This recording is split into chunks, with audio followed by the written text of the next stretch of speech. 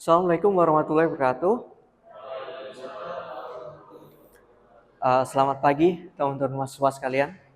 Hari ini kita memasuki pekan ke berapa? 11 ya, teman-teman. Dan besok kita ketemu lagi. Soalnya memang kita banyak liburnya kan bulan ini kan. Kayaknya yang ngeluh bukan teman-teman aja deh. Mereka yang punya usaha juga sama. Oke, jadi ya harus bersabar teman-teman.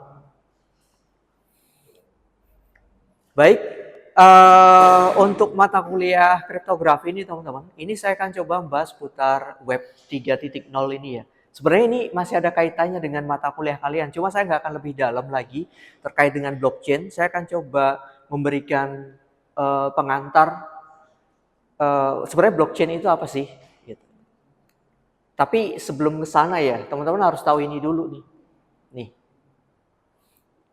di sini kan saya coba memberi judul dari web 1.0 ke web 3.0, evolusi internet dan masa depan teknologi digital, teman-teman. Teman-teman, web 3.0 ini apa sih? Ada yang tahu nggak? Ada yang pernah dengar nggak? Hah? Sebenarnya teman-teman juga sudah merasakan ya implementasi dari web 3.0 itu. Kalau teman-teman tahu yang namanya Bitcoin itu ya, atau kripto lah sebutannya. Itu sebenarnya implementasi dari ini, teman-teman, web 3.0. Teman-teman, ketika teman-teman menggunakan platform seperti Instagram, atau YouTube, atau TikTok, teman-teman kan posting foto nih di Facebook, posting foto di Instagram, atau bikin video di YouTube. Datanya itu kemana sih? Hah? Tersimpan di mana dia datanya? Servernya siapa? Servernya mereka ya?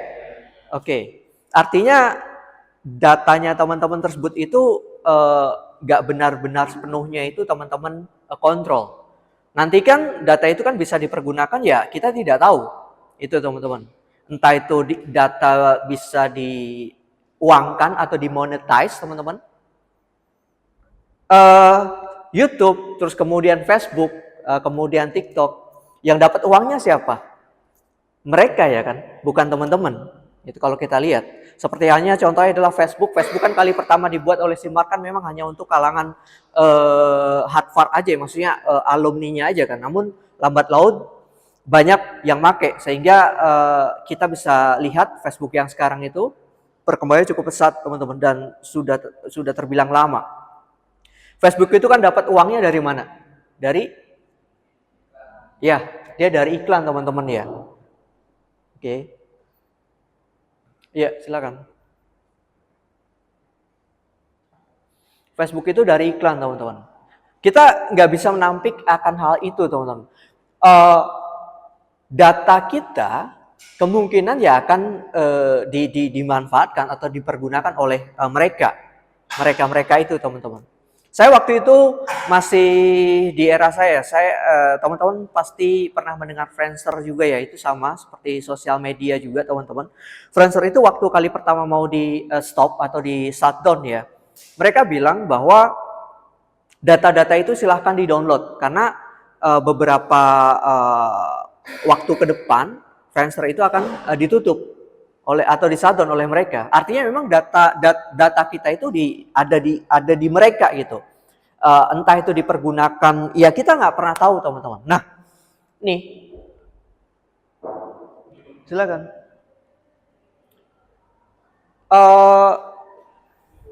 Waalaikumsalam. Jadi teman-teman, inilah yang nanti melatar belakangi lahirnya yang namanya blockchain itu teman-teman. Nih, web 3.0 ini. Oke. Jadi teman-teman mengupload foto, mengupload video, tapi tanpa perantara mereka. Bisa nggak sih? Nah, ini kita akan coba cari tahu nih, teman-teman. Oke, kita coba lihat ya. Mati yang satu kali ya. Kita coba lihat di sini perkembangan evolusi web dari pasif ke terdesentralisasi. Saya akan coba terangkan di sini. Zaman saya dulu itu sekitar tahun 1990-an ya. Saya mengenal internet itu sekitar tahun 1990-an, 1999. Itu saya main di warnet di sekitar kelas 2 SMP lah. Jadi orang pada masa itu, di era itu, ketika mereka membuka internet itu hanya mendapatkan, berusaha atau menginginkan informasi, teman-teman. Jadi browsing ya sekedar browsing aja. Kita lihat di sini ya, konten web 1.0 ini istilahnya itu read only atau pasif, teman-teman. Konten dibuat oleh pemilik situs, artinya konten dibuat oleh seorang webmaster atau web developer, teman-teman. Contohnya browser online, katalog produk, terus kemudian katalog produk, berita atau blog, teman-teman ya. Jadi di era itu tahun 1990-an, 1990 sampai 2005-an, teman-teman. Ini teman-teman, web itu ketika orang mengunjungi web, ya hanya untuk mendapatkan informasi aja. Dia mirip seperti brosur atau katalog online, teman-teman.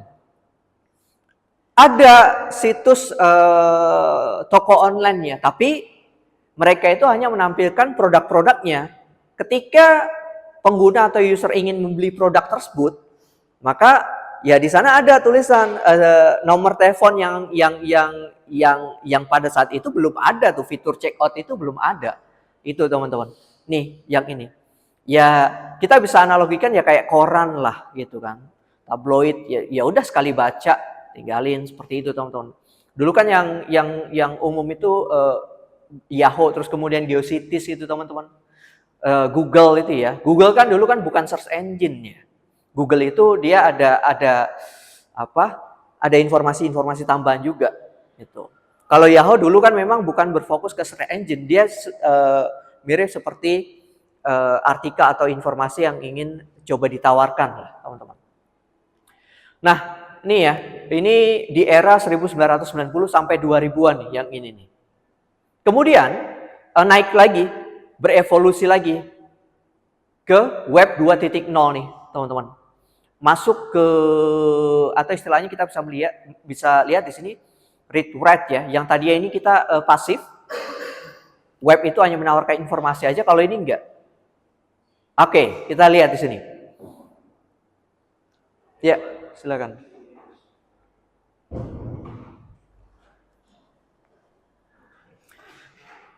Di web 2.0 ini, teman-teman, pengguna bisa membaca dan ikut membuat konten, tapi semua dikendalikan oleh platform besar. Jadi masih ada perantara nih, teman-teman. Data disimpan di server milik platform seperti Facebook, Google, TikTok, Instagram, dan yang lainnya, teman-teman. Contoh, media sosial, marketplace, dan forum online.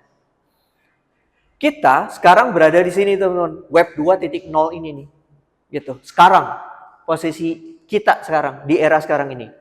Tapi ada sebagian orang yang memang sudah merambah ke web 3.0 ini. Bahkan saya sendiri pun saya termasuk pelaku yang baru ya. Tapi saya memang nggak berfokus ke trading seperti itu.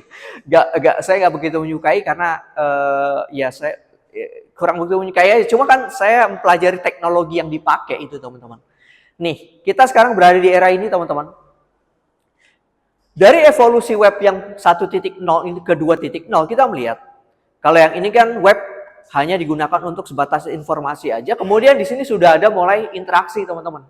Contohnya adalah ketika teman-teman login email, login Facebook, terus kemudian teman-teman itu sebagai seorang content creator bikin video, ya kan? Artinya teman-teman itu ada interaksi. Maksudnya interaksi ini apa sih? Pak, bukannya ini interaksi, si pengguna atau pengunjung itu melihat konten. Iya benar, interaksi. Lihat aja, tapi kalau yang ini interaksinya berbeda, teman-teman. Kalau di web 1.0, ketika mereka berbelanja di toko online, mereka hanya diperlihatkan produk-produknya aja. Kalau mau beli ya udah, kontak nomor teleponnya. Kalau ini enggak. Teman-teman sampai, kalau belanja tuh sampai check out, sampai selesai, teman-teman. Ini di sini. Cuma persoalannya adalah di sini kita masih ketergantungan dengan yang namanya platform atau aplikasi yang kebanyakan orang pakai, yaitu Facebook, Google, terus kemudian Instagram, TikTok, dan yang lainnya. Beranjak ke sini teman-teman, Web 3.0 atau terdesentralisasi, tersebar, terdistribusi bahasanya. Ada istilahnya yaitu data ownership, ini kaitannya read to write sama own ini ya. Kita lihat ya, pengguna bisa membaca, membuat konten dan memiliki datanya sendiri tanpa bergantung pada satu pihak. Contohnya blockchain, wallet, NFT, DApps, dan yang lainnya teman-teman. Oke, di Web 3.0 ini kenapa sih kita itu cenderung banget ke yang namanya blockchain atau istilah yang berkaitan dengan uang atau mata uang digital teman-teman. Saya melihat Web 3.0 ini ya, ada kecenderungan, ada orang yang menginginkan bagaimana kita bisa bertransaksi di dunia maya itu tanpa ada perantara mereka. Nih, Facebook, Google, dan lain-lain. Nanti saya akan terangkan ini deh, blockchain ini apa. Nih. Jadi teman-teman bisa mengupload foto, tapi foto itu nggak dimiliki oleh siapapun. Itu teman-teman. Oke, saya coba sederhanakan. Teman-teman ingin mentransfer uang ke penerima tapi tanpa ada perantara. Analoginya adalah seperti ini ya, kita coba ke keuangan karena ini lebih condong ke finance atau keuangan teman-teman. Teman-teman kalau ingin transfer uang ke teman kalian atau ke keluarga kalian, otomatis kan ada salah satu perantara ya teman-teman, yaitu bank gitu kan. Gimana kalau seandainya kita ngilangin banknya? Jadi langsung ke si penerima itu teman-teman. Kenapa sih harus dihilangin itu si bank itu teman-teman, atau si perantara middleman itu, si perantara pihak ketiga ini? Kenapa teman-teman? Ada yang tahu nggak kenapa harus dihilangin? Karena ketika teman-teman melakukan transaksi atau transfer tersebut, teman-teman dikenakan dikenakan biaya admin itu ya. Jadi ngilangin itu teman-teman. Tadi saya melihat Web 3.0 ini lahir memang kan tadi saya sampaikan contoh ya, kan Satoshi Nakamoto juga kita nggak tahu apakah itu entitas orang kah atau kita nggak pernah tahu siapa dia itu. Intinya adalah bagaimana kita bisa mentransfer uang tanpa ada perantara pihak tertentu teman-teman. Kalau PayPal itu jelas itu kan PayPal kan dibuat oleh si Elon ya kan. Itu tetap ada perantaranya. Nah, Web 3.0 ini memang lahir dari komunitas finance atau keuangan teman-teman. Itu. Pionernya adalah Bitcoin itu tahun 2009, terus diikuti dengan yang cukup stabil itu Ethereum ya teman-teman ya. Itu 2012 atau 2015 gitu teman-teman. Gitu. Nanti akan saya coba singgung ke sosial media deh. Nih teman-teman. Oke, maksudnya seperti apa sih? Oke, kita lihat lagi teman-teman. Contoh ya di sini ya. Ciri Web 3.0 itu teman-teman. Trustless di sini. Interaksi Web 3.0 itu mengandalkan algoritma tanpa membutuhkan pihak ketiga. Contohnya adalah jual beli aset kripto. Tadi saya sampaikan Web 3.0 itu erat kaitannya dengan finance karena yang bukan menciptakan ya, yang memulai itu adalah di kalangan komunitas tadi, keuangan tadi itu. Bagaimana menciptakan uang virtual untuk melakukan transaksi dan tanpa perantara. Itu dia teman-teman. Makanya contohnya nih uang semuanya di sini. Permissionless, interaksi antar pengguna tidak memerlukan izin tertentu, contohnya transfer aset kripto. Oke, teman-teman, di sini. Saya kira teman-teman sudah sedikit ada gambaran. Kemudian self-governance atau pengelolaan atau kebijakan itu, kan kalau teman-teman sekarang kan ya kebijakan misalnya biaya admin sekian ya dari banknya gitu kan. Kalau ini enggak. Nanti ada yang namanya komunitas nih teman-teman. Sistem Decentralized Autonomous Organization atau DAO di sini ya, yang menjadikan pengguna dapat menentukan kebijakan platform sendiri, pinjam aset kripto misalnya. Jadi ada sebagian komunitas yang menciptakan kebijakan-kebijakan tertentu, teman-teman. Data ownership di sini, nih teman-teman, pengguna dapat melakukan kontrol dan manage data mereka sendiri. Contohnya adalah non-fungible token. Ya kalau data hilang, teman-teman nggak bisa kita menyalahkan siapa yang kita salahkan nanti kalau seandainya kita sudah menggunakan ini Web 3.0 ini. Nggak ada yang bisa disalahkan kecuali teman-teman sendiri. Kalau kita berbicara bank kan otomatis ada adminnya kan. Kita masih bisa komplain ke mereka. Kalau ini udah nggak bisa. Nih teman-teman. Jadinya sepenuhnya kita yang ngontrol. Itu. Saya lanjutkan lagi.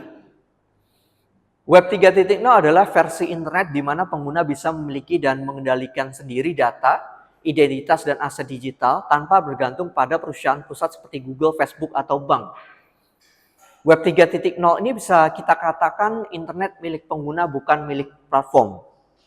Atau saya bisa memberikan pengertian ya, Web 3.0 ini adalah generasi ketiga atau generasi ketiga dari web ini yang menggunakan teknologi blockchain, teman-teman. Dan pengelolaan datanya itu terdistribusi atau tersebar, tidak terpusat, teman-teman. Itu ya. Nah, ini ya. Kita lihat.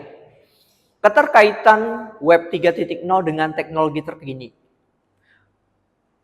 Seperti NFT, crypto wallet, DeFi, DAO, dApps ini teman-teman, nanti ini dia berdiri di atas blockchain. Nih. Jadi saya juga sempat bingung juga ya. Saya coba ngobrol diskusi dengan teman saya, cuma teman saya nggak bisa memberikan apa sih blockchain itu, apa sih DeFi, terus apa sih crypto ya, crypto tahulah secara singkatnya teman. Cuma saya ingin lebih detail lagi gitu teman. Cuma nggak ada yang bisa menjelaskan ke saya secara sederhana implementasinya itu seperti apa teman-teman.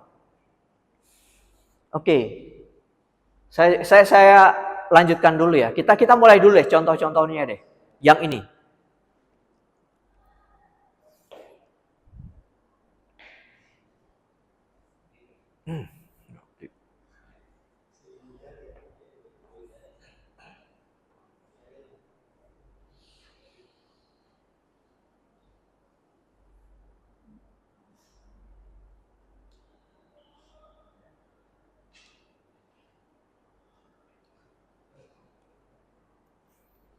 Baik, teman-teman bisa lihat contohnya implementasi dari Web 3.0 nih. Contohnya adalah yang teman-teman sudah tahu yang namanya NFT, non-fungible token, teman-teman. Bisa dilihat di sini, NFT adalah token yang tidak dapat ditukarkan karena memiliki keunikan dan nilainya tidak sama antara satu dan yang lainnya. Setiap NFT memiliki catatan transaksi di dalam blockchain yang berisi siapa penciptanya, riwayat, harga, dan kepemilikannya. Tentu teman-teman sudah tahu yang ini ya. Oke, jadi NFT punyanya si Ghazali. Namanya adalah Ghazali Everyday, teman-teman.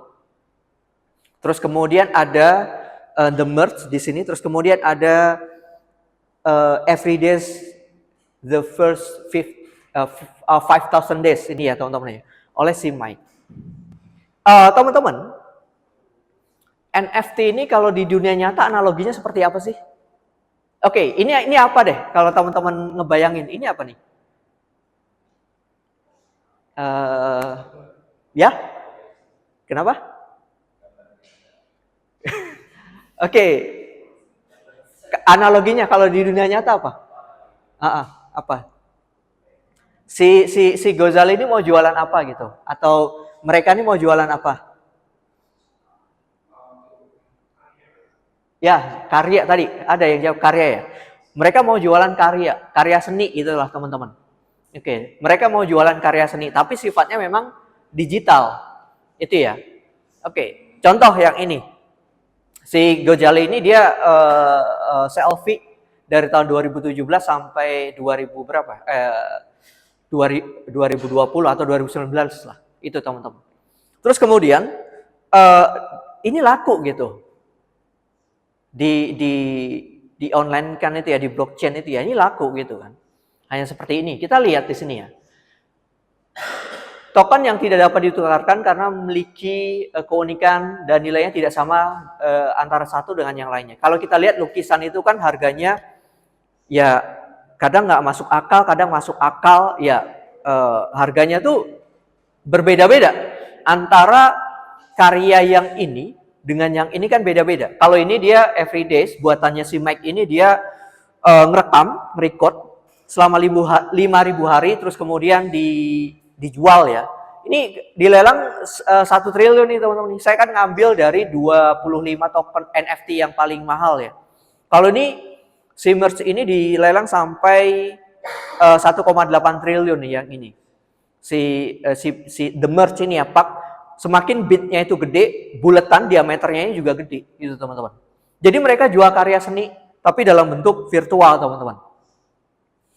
Pak, apakah hanya ini aja? Enggak juga teman-teman. NFT itu bukan soal karya seni juga gitu. Saya melihat ini nanti kita bisa jualan lagu atau bahkan foto teman-teman. Enggak cuma ini aja. Analoginya adalah di dunia nyata ini nih dokumen, sertifikat, ijazah kalian lah dijual di blockchain misalnya.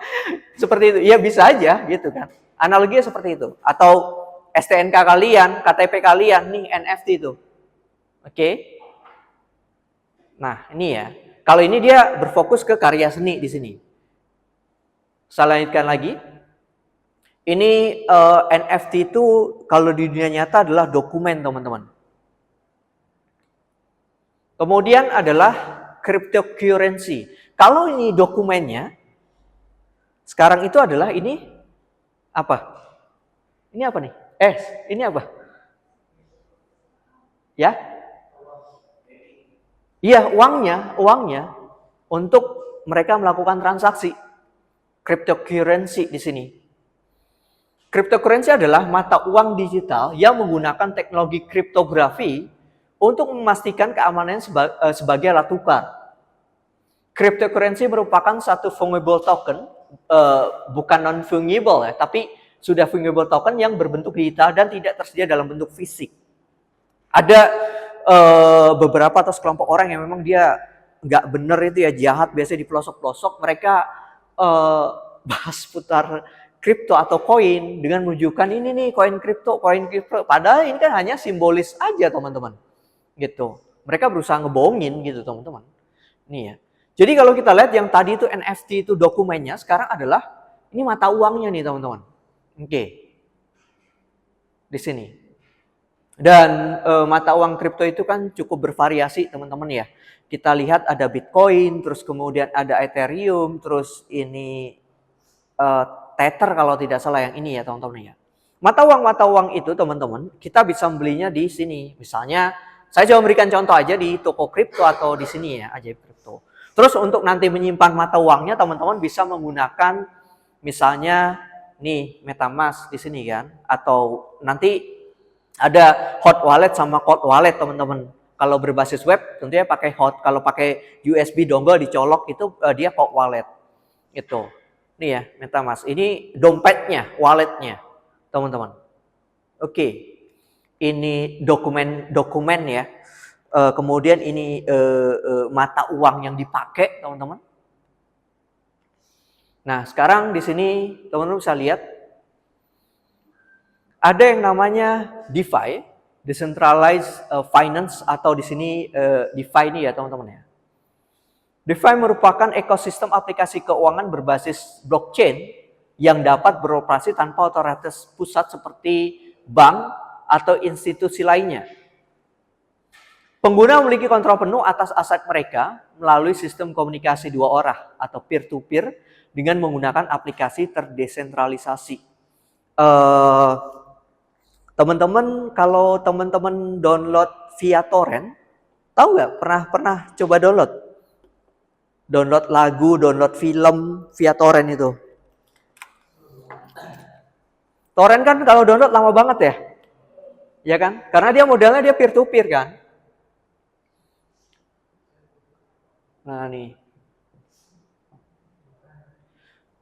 Ada lagi deh di sini. Ini file lagu misalnya MP3. Atau film misalnya di sini. MP4. Nih teman-teman. Jadi file yang ada di sini Ini di-download nih sama dia nih, di-download juga sama dia. Nah, seperti ini. Kan modelnya peer to peer dia teman-teman nih. Ini saling terhubung nih.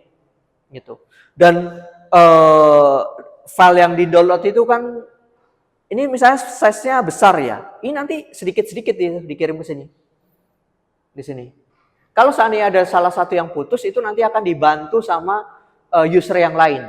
Gitu, teman-teman. Kalau download torrent itu kan bisa berhari-hari, teman-teman. Dulu saya waktu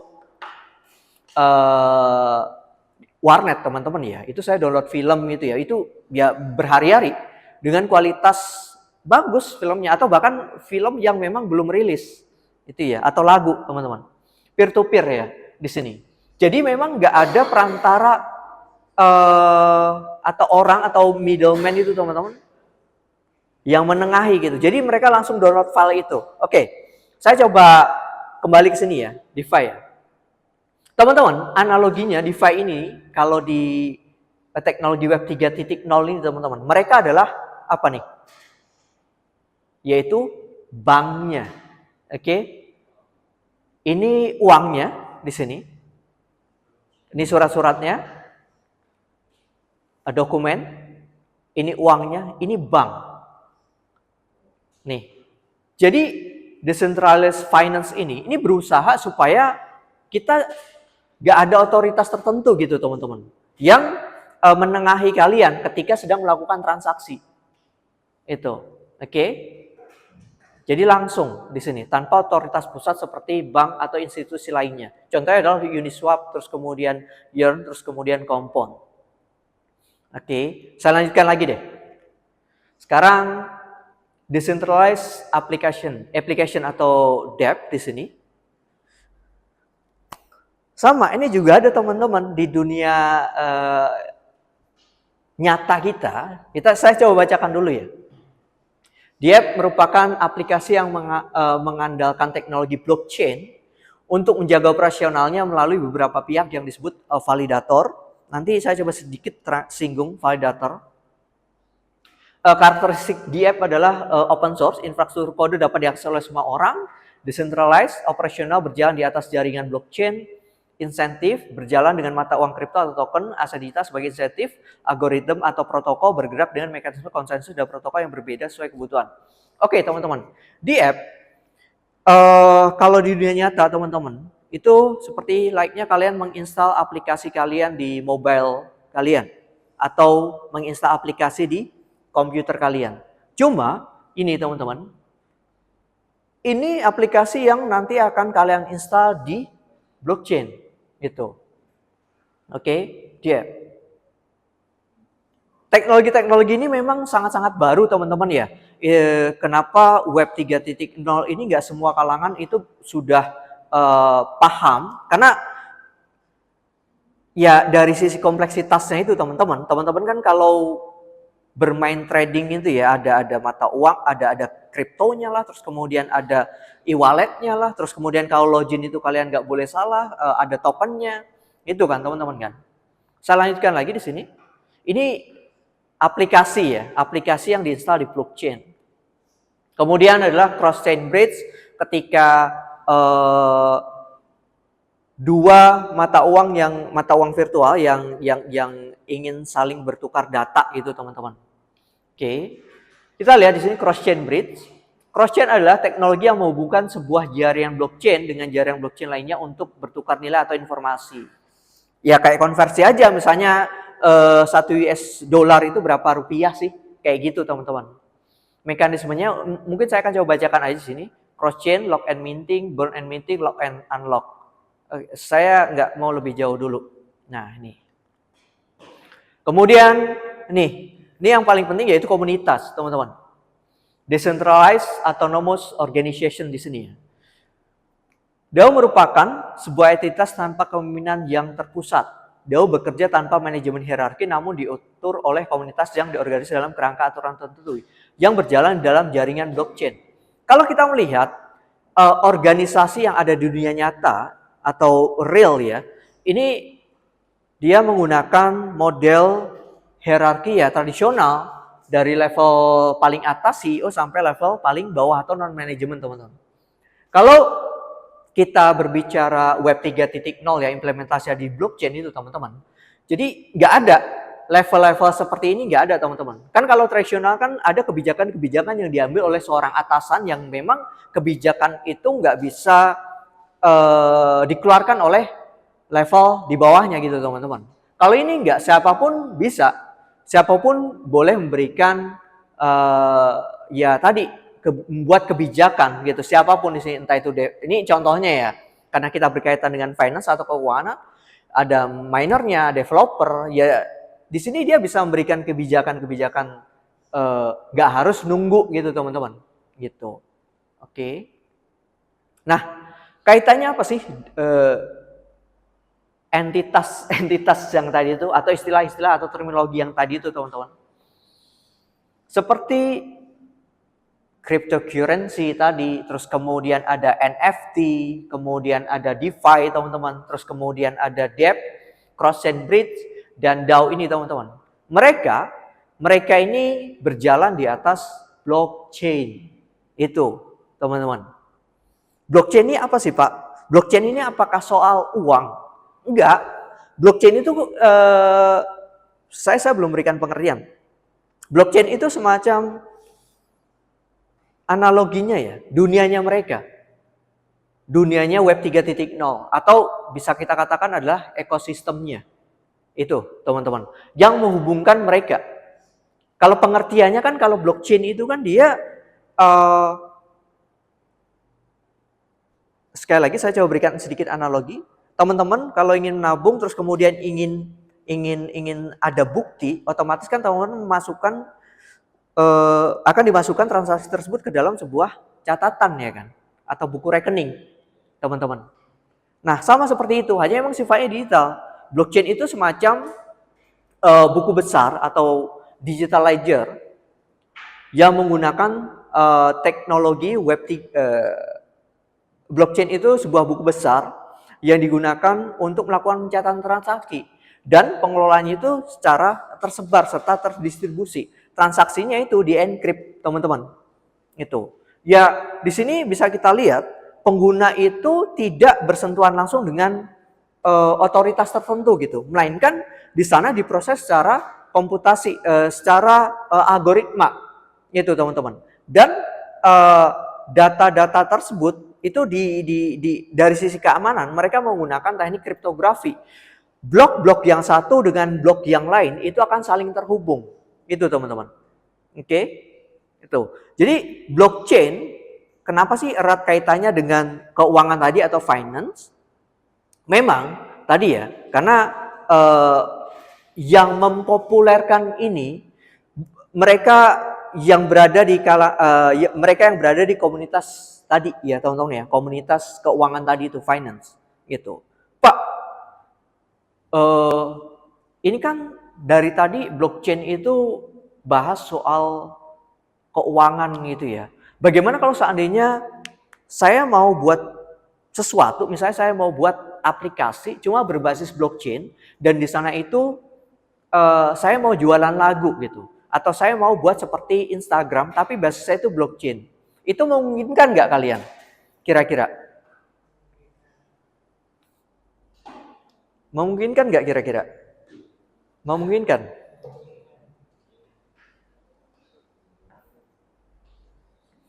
Oke, jadi seperti ini teman-teman.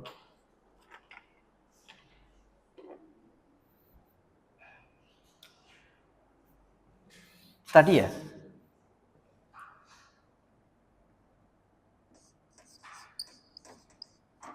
Blockchain. Nah ini. Blockchain ini ekosistemnya teman-teman, pondasi dasarnya dia. Nih di sini. Oke, di sini. Di atasnya tadi ada NFT, dokumen tadi ya. Terus kemudian ada mata uangnya, kripto. Kemudian ada organisasi gitu. Terus kemudian ada tadi cross chain. Kemudian ada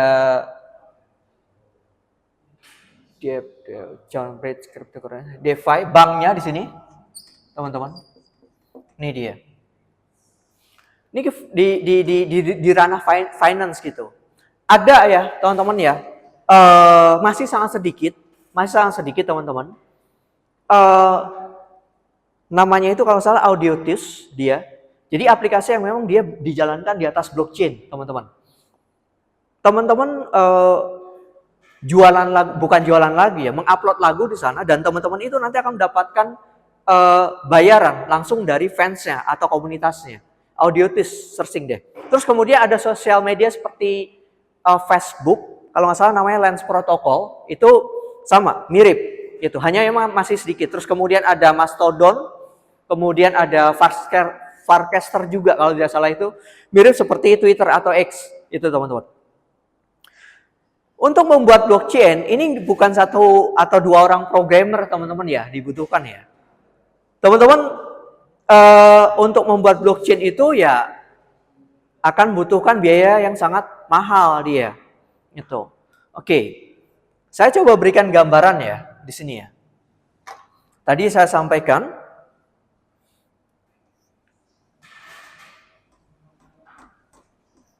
ini sebuah blok ya. Seperti ini.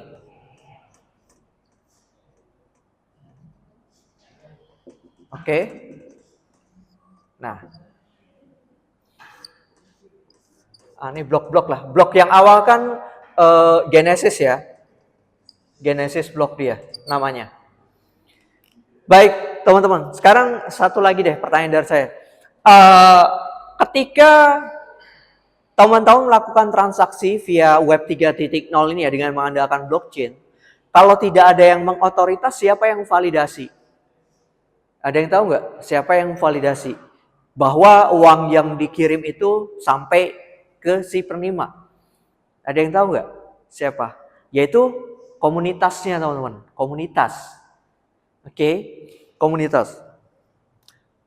Teman-teman, ketika transaksi itu jadi di belakang pada saat teman-teman klik send langsung nyampe itu di belakang itu teman-teman, prosesnya itu begitu kompleks gitu. Seperti halnya teman-teman nyetater motor atau mobil, itu kan teman-teman taunya jalan aja kan. Kita nggak tahu rekayasa engineering pembakaran itu seperti apa, itu kan ribet banget itu ya. Sama konsep blockchain juga seperti itu, kompleks banget teman-teman. Jadi teman-teman, pada saat transaksi itu terjadi, ada beberapa model sih. Cuma saya akan coba tampilkan yang cukup yang umum aja ya. Dengan menggunakan teknik proof of work di sini, kemudian proof of stake ya. Kalau proof of stake ini kan ini yang digunakan oleh si Ethereum. Ethereum dia pakai ini sekarang. Kemudian proof of work ini Bitcoin. Oke. Ketika kita bahas yang ini ya. Ketika transaksi itu terjadi teman-teman, orang-orang yang tadi itu, kalau kita menggunakan metode ini, mekanisme ini, mereka berebut.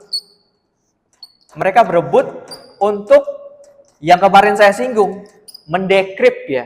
Bukan mendekrip, bukan membalikan kode, enggak. Maksudnya di sini ada teka-teki algoritma yang harus dipecahkan oleh mereka. Mereka ini bisa kita sebut yaitu miner atau mining. Nih, rebutan siapa yang bisa memecahkan kode itu teman-teman. Oke, di sini minernya atau miningnya. Ini dia. Cepet-cepetan. Semakin spesifikasi komputernya itu semakin besar, otomatis ya akan peluang untuk memecahkan kode itu akan semakin cepat. Nanti dia akan mendapatkan reward kan tadi, insentif tadi itu teman-teman. Oke, makanya kita tahu rig mining itu teman-teman, komputer khusus yang digunakan untuk melakukan mining itu ya teman-teman ya. Jadi rig mining itu kan dia komputer khusus ya, yang memang dia bisa multi GPU, motherboardnya itu ya kan, nggak cuma satu GPU aja ya kan. Itu teman-teman. Untuk memecahkan kode yang ada di sini. Jadi blockchain yang ada di sini teman-teman, ini kan semacam rantai gitu teman-teman nih. Oke. Nah seperti ini deh. Jadi si miner ini berusaha mencari tahu kode yang ada di sini. Ini kan mau ada sambungan nih, ceritanya ini kan belum terhubung, tapi ini udah siap gitu untuk dihubungkan gitu. Kan ini kan dienkripsi pakai yang kemarin kita singgung SHA, Secure Hashing Algorithm 256 kan. Nih teman-teman. Kemarin saya salah menyampaikan, ini nggak di-decrypt, tapi si miner ini berusaha mendapatkan sebagian digit gitu. Misalnya 4 digit, 4 digit yang paling akhir atau intinya 4 digit aja untuk dihubungkan. Kalau udah dapat nih, udah kepecah nih teka-teki tadi itu tuh. Nanti disatuin, blok yang ini disatuin ke sini. Gitu teman-teman. Itu tugasnya si miner ini. Mereka lah yang memvalidasi. Kalau memang sudah cocok, ya udah ada laporan bahwa transaksi ini sudah selesai. Itu seperti itu teman-teman. Itu memang sangat-sangat kompleks. Gitu. Kemarin juga ada yang tanya, Pak, kalau saya mau buat aplikasi seperti Instagram atau Facebook tapi berbasis blockchain, itu bisa teman-teman ya. Cuma itu teknologi blockchain itu masih sangat mahal. Ya Bitcoin aja kan atau Ethereum atau koin-koin yang lain itu yang setahu saya yang hanya memiliki blok yang dibuat murni dari blockchain itu ya Bitcoin, terus kemudian Ethereum, terus koin-koin yang lain. Koin-koin yang lain itu kan berdiri di atas blockchain, berdiri di atas Bitcoin. Bitcoin juga punya blockchain. Nah, koin-koin yang kecil-kecilnya itu di atas mereka. Dia nggak punya dia nggak punya blockchain pondasinya, itu ya. Dari awal tuh dia nggak ada. Itu, oke. Makanya koin-koin kalau kita lihat tuh koin-koin siapa? Koin Lesti itu kan, Lesti Biliar ya. Bilar. Siapa artis itu? Ya itulah koin-koinnya mereka. Terus kemudian koin Anang Hermansyah itu kan cepat hilang, teman-teman ya. Karena blockchain ini sangat erat kaitannya dengan komunitas gitu. Nah, kenapa sih Web 3.0 ini belum banyak yang make tadi ya? Karena kita tahu bahwa kalau kita mau make aja kita harus ada walletnya lah, terlalu kompleks lah, ribet. Terus kemudian dari ngedevelopnya juga kita membutuhkan biaya atau capital venture, pendana ya teman-teman ya, yang harus punya banyak uang gitu kan, nggak cuma satu orang. Kita bisa buat blockchain dari awal, karena sifatnya open source. Bitcoin dan Ethereum dia kan ngasih framework secara cuma-cuma ya teman-teman ya. Memang sangat-sangat sulit teman-teman ya. Berbeda halnya kalau koin-koin yang tadi itu dia hanya menggunakan smart contract terus ditambahkan aja lah seperti itu.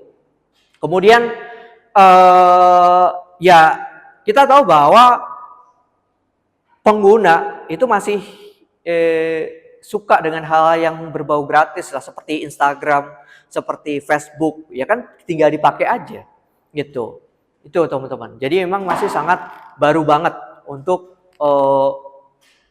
Web 3.0 ini. Jadi nggak hanya soal uang tadi itu enggak. Blockchain ini merupakan ekosistem ya dia ya. Gitu. Jadi ada ya mereka punya dunianya sendiri. Dan tadi saya singgung teman-teman di sini terdesentralisasi ya. Ada kata-kata terdesentralisasi itu memang dia nggak terpusat, nggak ada servernya, teman-teman.